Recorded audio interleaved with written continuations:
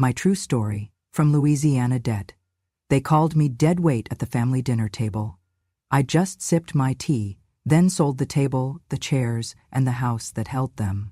Mama, you walk around this house like you still own it, Megan hissed under her breath, leaning across the kitchen counter, her voice sugar-coated just enough for the guests not to hear.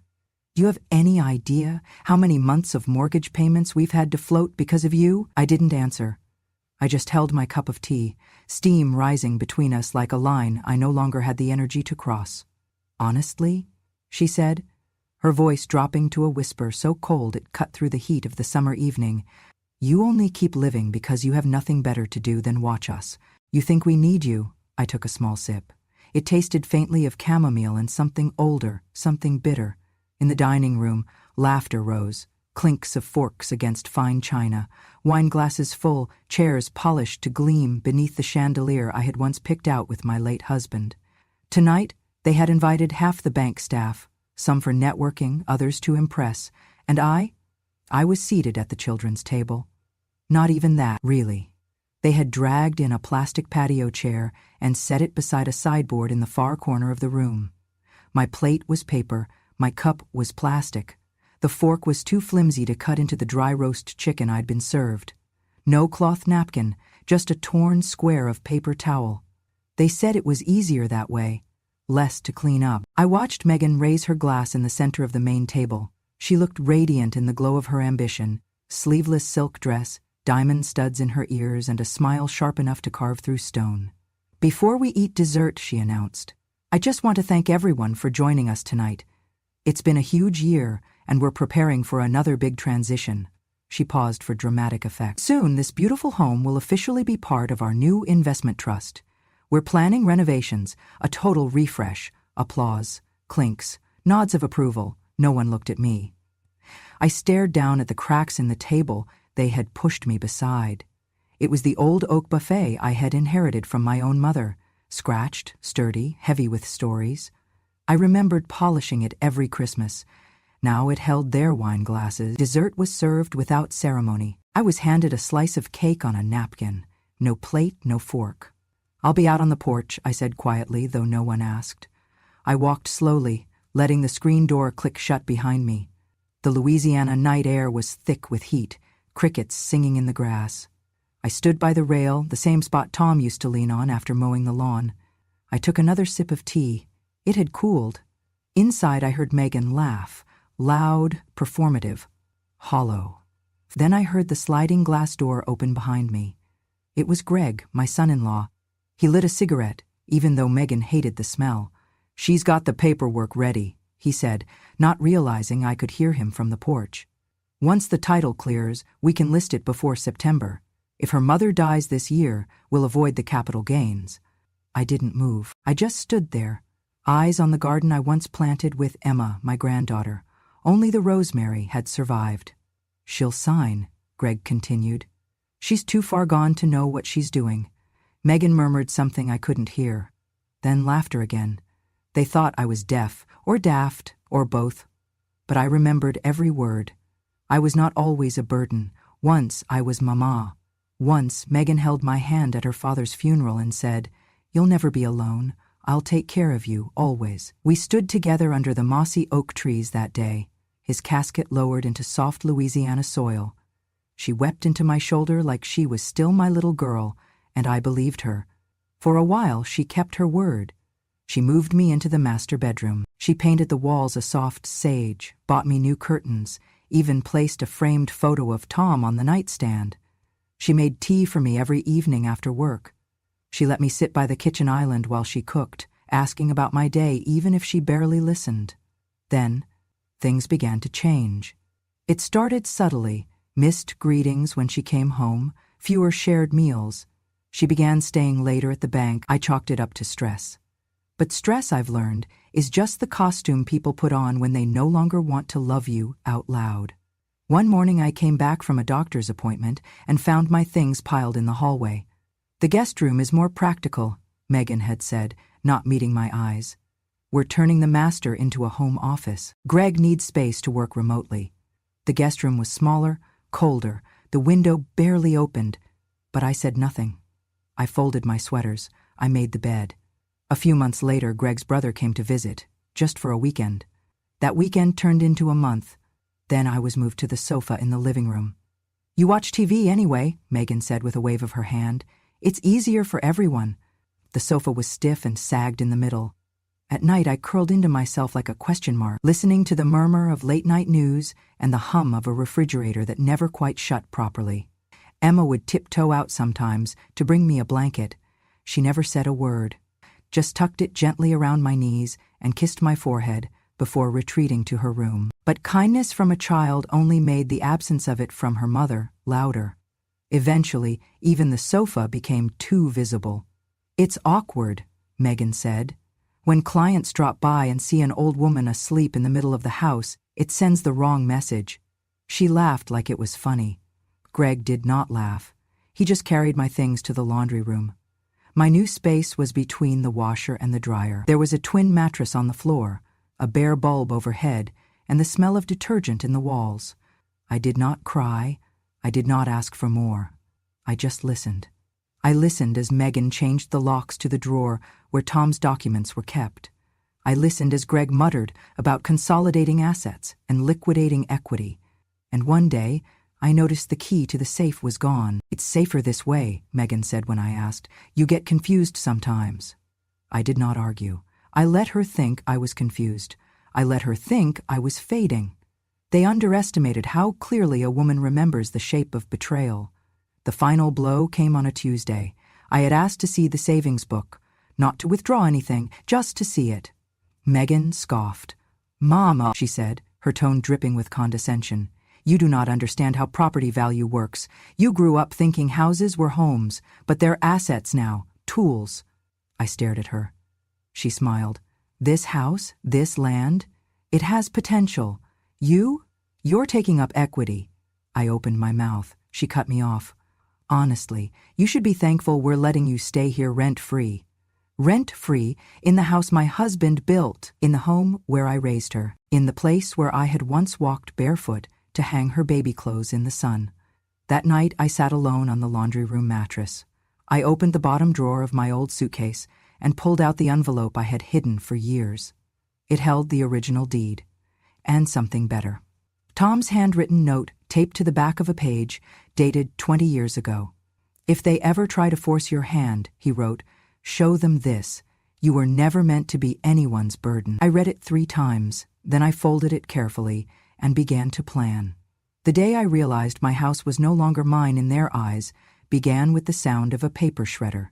I had gone to place a folded towel in the linen closet near the study when I heard the buzz. Not the usual hum of the printer or the beeping of the microwave, but that sharp mechanical whirring that only means one thing. Something was being destroyed. I peeked through the cracked door. Greg stood by the shredder, feeding it document after document.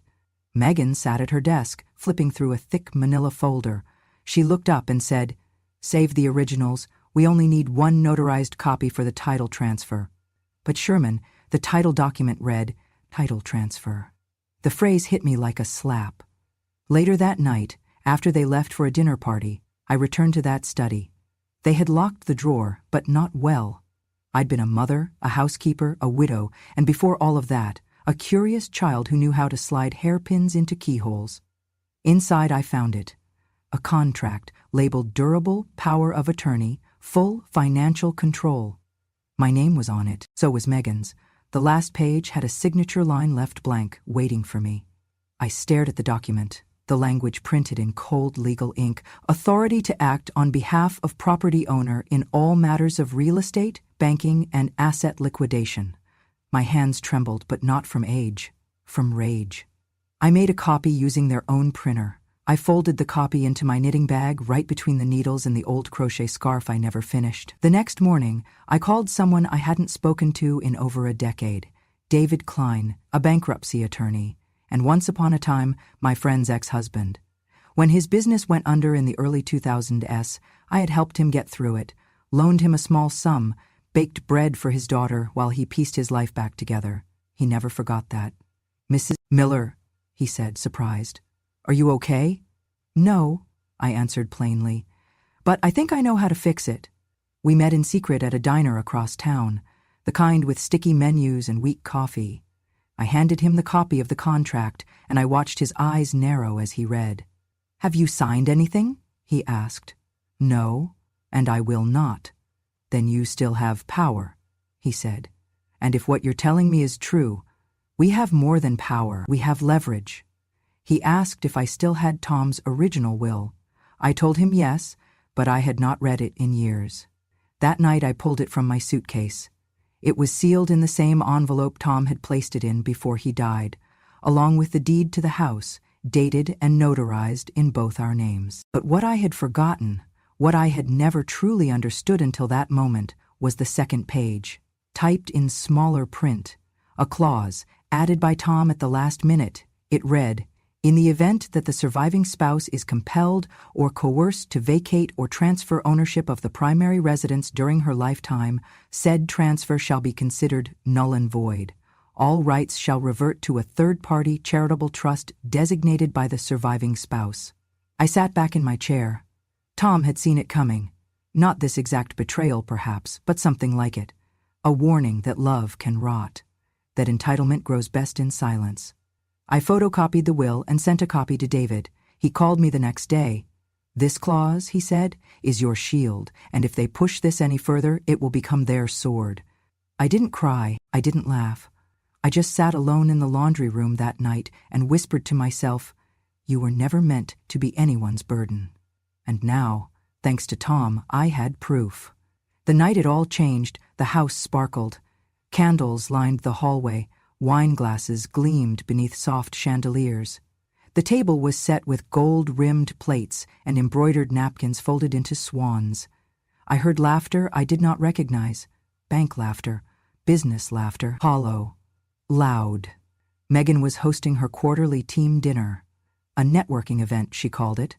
A chance to solidify my VP candidacy, she said, as if that title would change the way she spoke to me behind closed doors. I had been told to stay in my room. "Just for the evening," Megan had said. "It's a professional environment. People from corporate will be here." So I did. I stayed tucked in the laundry room like a coat hung for later use, but my throat was dry, and the heat from the kitchen had crept down the hall. I thought I could quietly fill a glass of water, maybe catch a breeze from the open back door.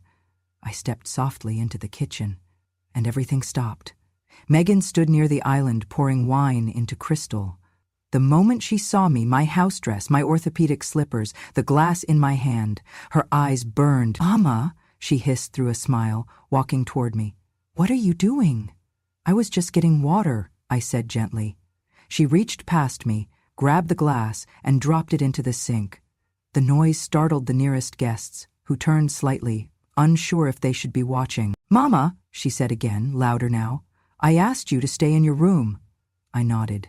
"I know, baby. I was just—" "Do you want people to think we run a care home?" she snapped. "You walk through here and it's like the air shifts. I have colleagues here, for God's sake." I stepped back. My heel caught the edge of the floor mat, and I dropped the second glass I had just reached for.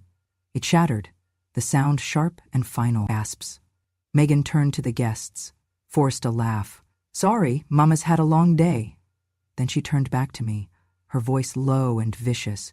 "If you had any sense left, you'd leave. Leave the house, leave the keys, and go live where you belong." I looked at her, stunned. She leaned closer. "Leave the house, Mama. If you care about what's left of your dignity, you'll sign it over and disappear. You don't belong here anymore." The room was quiet. No one stopped her. No one defended me. I nodded, slowly, and backed away from the kitchen. I walked down the hall, past the candlelight, the laughter that had resumed, and into the silence of the laundry room. I sat on the mattress, folded my hands in my lap, and listened to the celebration overhead. Then I picked up the phone. I called David. "I'm ready," I said. "I'll meet you tomorrow morning," he replied. I hung up. That night I slept without dreaming, because I no longer needed dreams. I had a plan. They thought silence meant surrender, that when I nodded and smiled, I had accepted their world, the one where old women were ornamental, voiceless, easy to outmaneuver. But I had not survived 80 years, buried a husband, raised a daughter, and stitched together a life just to be erased quietly. After the party, I moved quickly. David and I met again, this time in his office, surrounded by shelves of heavy books and windows that overlook the courthouse. I want to activate the clause, I told him, the one Tom left. He nodded, already a step ahead. We'll need a certified copy, a sworn affidavit from you. And Patience, she's going to think she's won. They intend to let her. We filed everything that day. Quietly. Legally.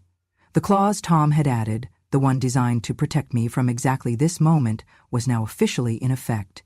It stated clearly, any attempt to coerce the surviving spouse to transfer, vacate, or otherwise relinquish the primary residence shall result in immediate forfeiture of said assets to a third-party charitable organization, named at the sole discretion of the surviving spouse. The ink was barely dry when Megan made her move. She brought me a new contract a week later. "Mama," she said, her voice dipped in false sugar, "we found a way to help you downsize without any stress. It's just a signature. Then we can get the paperwork filed and free up some cash for your comfort." I blinked at her, let my hands tremble just enough. "Oh," I said, "is this the form?" She smiled, almost relieved. "Yes, Mama, it's for the best. You've done so much. Let us take care of everything now." "I'm tired," I whispered, "so tired of making decisions." "That's why I'm here." I signed it. Right there in front of her, with my hand shaking and a grateful smile on my face. "Thank you," she said, kissing my cheek, like I was already gone. Within 48 hours, she had submitted the paperwork. Within 72 hours, she had listed the property as an asset in her new personal trust. She never asked why I didn't resist. She never wondered what had changed. That was her mistake. Because the moment she filed that transfer, under false pretenses, under coercion, without disclosure of the clause, she forfeited everything. David sent the documents to Maison du Silence, a non-profit legal aid and housing network I had selected weeks earlier. Their mission: protect the elderly from exploitation. Their specialty: holding predators accountable in the only language they understand: law. A letter was sent from Maison du Silence to Megan's bank, to the city clerk, and to Megan herself. It stated, due to the activation of a protective estate clause from the original will of Thomas Miller, and pursuant to elder law protections regarding coercive asset transfer, the recent change of title is invalid. As of today, the property is transferred under full ownership of Maison du Silence, as designated by the surviving spouse. I waited until the mail arrived. Megan's scream echoed through the house. She stormed into the laundry room, waving the letter like a flag of war. "What is this? What the hell did you do?" I looked up slowly from my knitting. "I did exactly what you told me," I said. "I left the house." She blinked, confused. "You said if I had any sense I'd give up the house and disappear, so I did, just not in the way you expected. You gave it to a charity," she shouted. "Are you insane?" "No, I'm protected, and now so is the house." She stared at me, stunned. "This was my future." "No," I said, "it was mine. You were just living in it." The letter arrived on a Monday, a cream envelope, thick with formality, bearing the golden seal of the Louisiana Office of Elder Rights. Megan ripped it open at the breakfast table, still in her robe, hair wrapped in a towel. I sat across from her, sipping my tea. She read the first line, then the second. Her face paled. "This is a mistake," she muttered. Greg looked up from his phone. "What is it?" She held it up like it was burning her fingers. "It says the house is no longer ours," she whispered. "It says the title transfer has been voided under elder protection law." Greg frowned. "What do you mean, voided?" I put my teacup down gently. "It means," I said softly, "that the moment you coerced me to sign that document, you lost everything." Megan turned to me, stunned. "You? You did this?" "I activated a clause your father put in place. It protects me, and others like me." She shook her head. "But you signed it? I have the contract." "And I have the original will," I said. "Filed, certified, and reviewed by an attorney before you ever handed me that pen." Greg grabbed the letter. His eyes darted across the text. "Transfer of deed nullified, ownership reassigned, donation to Maison du Silence." He slammed it down. "This can't be legal." But it was. 2 days later, a journalist from the local paper called, then another from Baton Rouge. Then the evening news ran a headline: "Bank exec accused of coercing elderly mother into signing over home. Asset returned to nonprofit." Megan was asked to step down. pending investigation. By the end of the week, she was gone from the bank. Her office emptied, her email shut down, her photo was removed from the leadership page online, and the house? It was no longer quiet. Volunteers came, painters, electricians, counselors. They transformed the place, my home, into something greater. A shelter and legal aid center for elderly women pushed out of their own families. They kept the kitchen as it was. They let me stay in the sunroom. But they replaced Megan's crystal with ceramic mugs, and on the gate they installed a bronze plaque that read, "This was once the home of a woman called a burden. Now it is a place where burdens are lifted." Megan never returned, and I did not miss her. She came one rainy afternoon, storming through the front doors of Maison du Silence like she still had a right to them. Megan wore black heels, a trench coat too expensive for the weather, and a face twisted with something between disbelief and fury. I was sitting in the sunroom, folding linens with one of the volunteers, when I heard her voice echo down the hall. "I want to speak to my mother," a staff member gently told her. "She's in a session." "She's not in a damn session, she's hiding," Megan snapped. I stood and walked to the hallway, as calm as the tea I'd just finished steeping. "I'm here," I said. Megan turned, eyes burning. She looked thinner, paler, like someone who had been living on caffeine and rage for a week. Her voice trembled when she spoke, not with sadness, but with something much colder. "You ruined me." I didn't flinch. "You humiliated me. In front of my colleagues, my bank, the media, over a house?" I said nothing. She took a step closer. "You did this to me, over a party, a moment, one stupid comment. You let strangers take everything from me." Still, I said nothing. Then she spat the words like venom. "You're a bitter, vengeful old woman. You didn't just live long, you lived just long enough to make sure I suffered." She expected an outburst, a slap, a cry. But all I did was reach into the pocket of my cardigan and pull out a folded envelope. I handed it to her. She snatched it with shaking hands. It was a letter I'd written the night after the title transfer was voided. No threats, no bitterness, just the truth. She opened it and began to read. Her lips moved slowly. "You never needed me, and I accepted that long ago. But there are people in this world who do need someone like me. Someone who knows what it means to be called invisible, burdensome, replaceable. You saw this house as equity. I saw it as a refuge. So I gave it to those who know its worth. Not in dollars, in dignity. You did not lose this house, you lost the right to call it yours. Because you forgot who built it, who kept it warm, who made space for you when you had nothing. I did not ruin you, Megan. I freed myself." She folded the letter, slower this time. "You think this makes you noble?" she asked, voice cracking. "You think you're some kind of saint now?" "No," I said. "Then what are you?" I looked at her with eyes that no longer wept for her approval. "I am the woman you underestimated." Megan stared at me like she was trying to remember something. Maybe who I used to be when she still loved me, or at least pretended to. Then she whispered, almost pleading, "Wasn't I enough?" I tilted my head gently. "You were my daughter. That was always enough, until I stopped being yours." She swallowed hard, turned, and left without another word. The rain followed her. I returned to the sunroom, picked up the linens, and folded the next one in silence, because I had already said everything that needed to be said. The house looks different now. The wallpaper is new, the lights warmer. The furniture, simple, soft, welcoming, was chosen not for aesthetics, but for comfort. The scent of antiseptic is gone, replaced by fresh bread and lavender. Even the floors seem to breathe easier. But the bones of the house are still mine. I know every creak, every draft that slips through the east windows in winter. I know where Tom used to keep the toolbox. I know the tile in the back bathroom that still clicks when you step just right. What they built here isn't just a shelter, it's the beginning. Maison du Silence, the name carved into the new mailbox out front, has become a haven for women like me. Women who were once silenced, sidelined, dismissed. Women who gave everything and were left with nothing.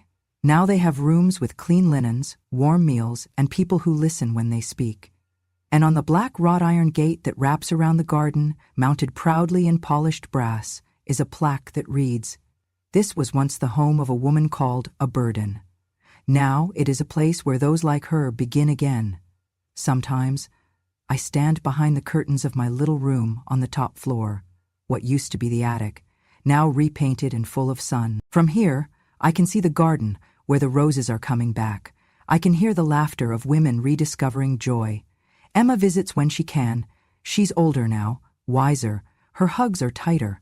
One afternoon, I was sitting in the garden when a girl, no more than 20, stopped near my chair. She wore a volunteer badge and carried a basket of folded towels. She looked at me with wide, curious eyes. "Ma'am," she asked, "were you one of the ones who got left behind?" I smiled. "What makes you ask?" She hesitated. "People say this house was yours, that your daughter, you know, abandoned you." I set down my tea. "No," I said softly. "She did not leave me. She just stopped seeing me. That's not the same thing." The girl frowned. "I don't get it." "I was not kicked out," I told her. "I was erased, bit by bit, like a painting scrubbed clean until no one remembered what the image once was. And now?" I smiled again. "Now I am not invisible. Now I am home." She nodded slowly, then carried the towels inside. Later that night I wrote a letter. I do not know if Megan will ever read it. I do not know if she still lives in the city. But I wrote it anyway, because some endings deserve to be written by the one who lived them. My dear Megan, you were once my greatest joy, and then you became my greatest silence. But even that taught me something. Silence is never empty. It's just waiting for the right voice to fill it. I did not give this house away to punish you. I gave it away to protect others like me, women who do not have the luxury of lawyers or surviving spouses who saw the danger before it came. I had a voice. I used it. That is not vengeance, that is grace. I wish you peace, not because you deserve it, but because I deserve to wish it. And if you ever wonder who I am now, just look at the plaque on the gate. I am the woman they called a burden, and I am still standing. Mama, I folded the letter, placed it in a drawer beside my window, and closed it. Outside, the garden glowed under moonlight, no longer a battlefield, just a beginning. I thought my story had already ended. I thought the last chapter had been written when the house changed hands, when Megan walked away, when the plaque went up on the gate, and I stood behind it, proud and alone. But sometimes life places bookmarks where you expect final periods. His name was Walter. He came to Maison du Silence not as a resident, but as a visitor. A retired carpenter from Lafayette, he volunteered once a week to repair shelves, mend window panes, and install ramps that the younger staff never measured quite right. He wore suspenders, smelled faintly of cedar, and whistled old jazz songs under his breath as he worked. The first time he saw me, I was sitting under the pecan tree with my knitting. He tipped his cap and said, "Ma'am, you're in the best shade spot in the county." I said, "That's why I claimed it first." He chuckled. "Remind me to negotiate with you next time before I bring my lunch." Over time, we talked more. About nothing at first. Weather, books, whether the squirrels had declared war on the tomato plants. Then about more, his late wife, my Tom. The ache that lives in your bones when you've been quiet too long. He never pried, he never pitied, he just listened. One day, he brought 2 mugs of chicory coffee and sat beside me on the bench without asking. He handed me one. "I don't mean to presume," he said, "but I think we've both had our fill of being alone." I looked at him, at his steady hands, the deep lines in his face that spoke of things lost and survived, and I said, "I think presuming is underrated." So we began, slowly, carefully. He built me a small writing desk by hand and installed it under the attic window, where the sunlight touched just right. I taught him how to make sweet potato pie from scratch. We read aloud to each other, Faulkner mostly, and Maya Angelou when the day needed healing. One spring morning, he asked me to dance. There was no music, just birdsong and the rustle of wind through the camellias. But he held me close, his hand gentle against the small of my back, and we moved like 2 people who finally understood how to step in time. "You know," he whispered, "there's more world out there, still waiting." I nodded. I just never thought I'd see it again. "Then let's go see it together." We did. We started with the small things. A weekend in Natchez where we walked the riverbank and held hands like teenagers.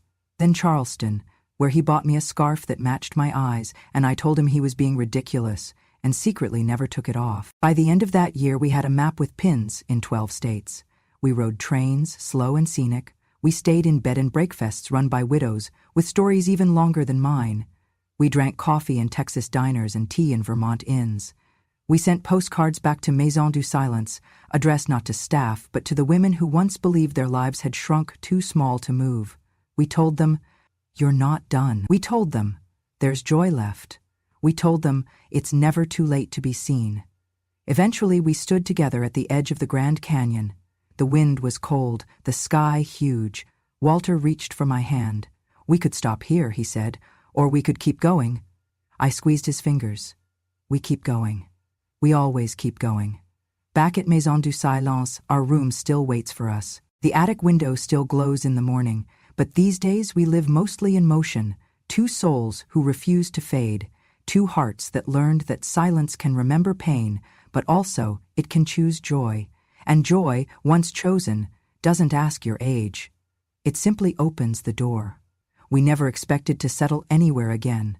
But joy, much like love, does not always ask for permanence, it only asks for presence. Still, one spring evening in Savannah, as we sat beneath an oak tree laced in Spanish moss, Walter looked over at me and said, "Do you think they miss us back home?" I smiled. "I think they remember us. That's enough." But something stirred in me. Something not quite longing, not quite closure, just a tug, a whisper of roots reaching back through the soil. The kind of feeling only a place that once tried to erase you can give when you finally return on your own terms. So we came back, not to reclaim the past, but to honor what grew from it. Maison du Silence welcomed us like we had never left.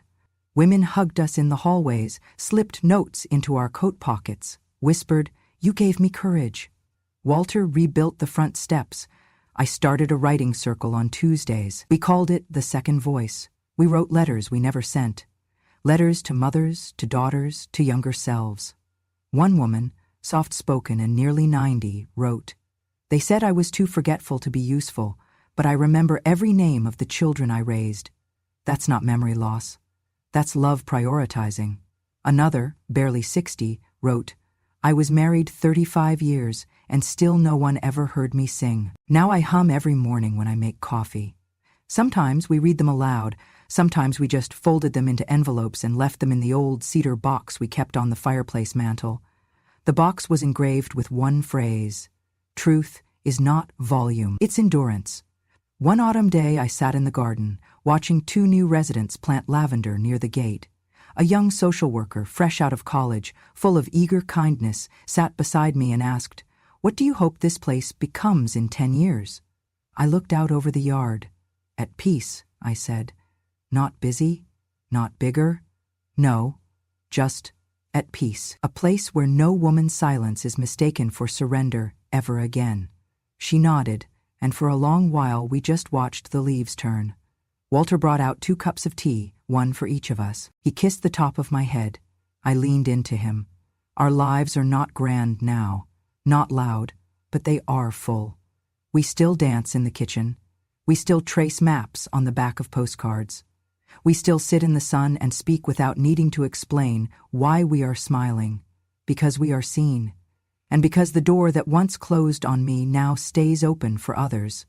This house, once a battleground, is now a lighthouse, and every story we tell inside it lights the way. Thank you for listening. If you stayed until the end of this story, then maybe, just maybe, you understand what it means to be called invisible, and still choose to stand tall, to be silenced, and still choose to speak, to be discarded, and still build something no one can ever take away from you. This was not just a story about betrayal, it was about rebirth, about dignity reclaimed in silence and power found in knowing exactly who you are, even when the world insists you are nothing more than a burden. Because on Grandma True Stories, we do not tell tales of pity. We tell stories of women who remember, who endured, who were underestimated and used that underestimation as a weapon. Women who do not raise their voices because they never needed to. All they had to do was wait for the world to hear what they already knew. So, If this story made you feel something, if you've ever been told to sit down, to shut up, to get out of the way, if you've ever watched someone try to erase your worth with a whisper or a signature, then this is your place. Subscribe to Grandma True Stories for more real, emotional, unforgettable stories told from the front porch of quiet lives. Stories of betrayal, of quiet revenge, of mothers who were never weak, just patient. Click that subscribe button, turn on notifications, share these stories with someone who needs to know. Revenge has no expiration date, and the quietest women in the room often hold the sharpest truth. We'll be right here, waiting, watching, remembering, and when we speak, you'll never forget it.